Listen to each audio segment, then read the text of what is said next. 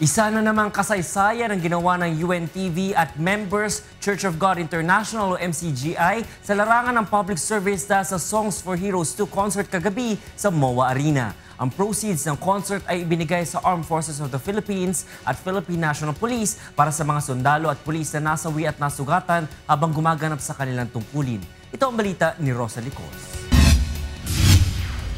Nagpapasalamat ang mga pinuno ng Armed Forces of the Philippines at Philippine National Police sa UNTV at Members Church of God International sa tulong na ibinigay sa kanila sa pamamagitan ng matagumpay na Songs for Heroes 2 concert ng UNTV sa SM Mall of Asia Arena kagabi. Kahit we are all out there, we want to inform our soldiers that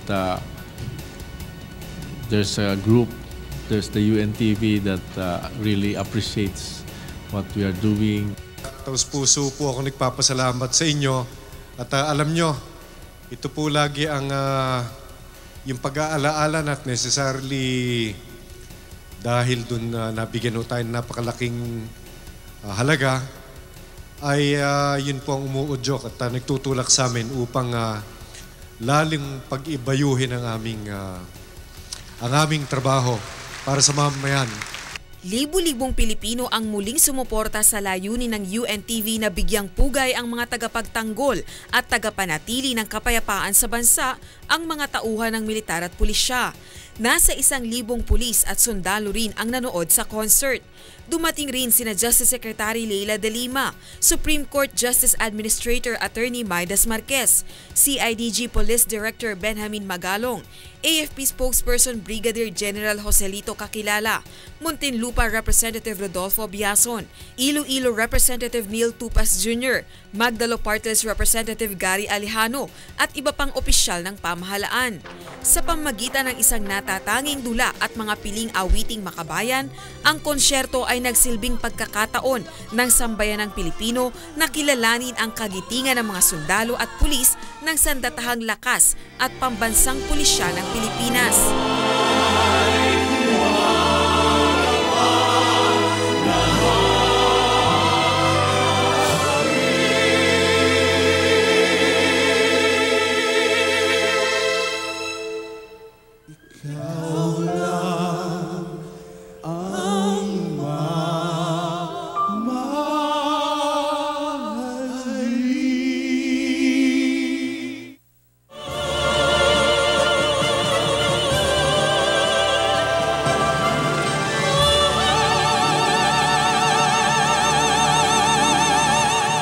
Ang proceeds ng benefit concert ay ipinagkaloob ng UNTV sa AFP at PNP.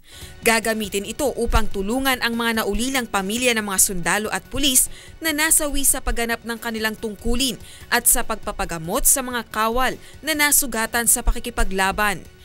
Makakatulong tayo sa binigay na donation ng ating Brother Eli at UNTV. Meron tayo na raise na funds para sa mga fallen soldiers natin and fallen SAP troopers. And then yung may pahabol pa, yung mga na-wounded, may tulong din. Balita, regalo. Hindi ko akalain ganito kalaki itong palaging tulong ninyo sa UNTV sa kapulisan. Maraming salamat po. Ayon kay Mr. Public Service Kuya Daniel Razon, malaking bagay ang patuloy na pagsuporta sa mga tagapagtanggol ng bayan.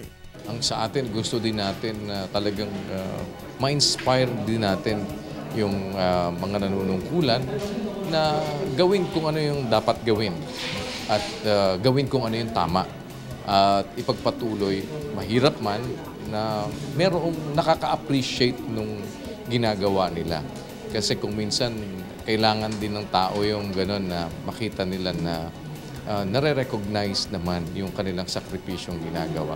At hindi puro na lang parang isang side na parang lagi na lang yung mga bad things, lagi na lang yung mga hindi magandang bagay. So little na nare-realize ng marami na meron silang sakripisyong ginagawa para sa paglilingkod sa bayan. Bukod sa inisyal na 6 na milyong piso, nagdagdag pa ng 2 milyon si Brother Eli Soriano na pangunahing sumusuporta sa mga proyekto ng UNTV bilang tulong sa dalawang institusyon. Yun po ang advocacy namin. Gusto naming maging anak ng Diyos. Kaya gusto naming makagawa ng kabutihan sa lahat ng tao. Such a small amount for people like them.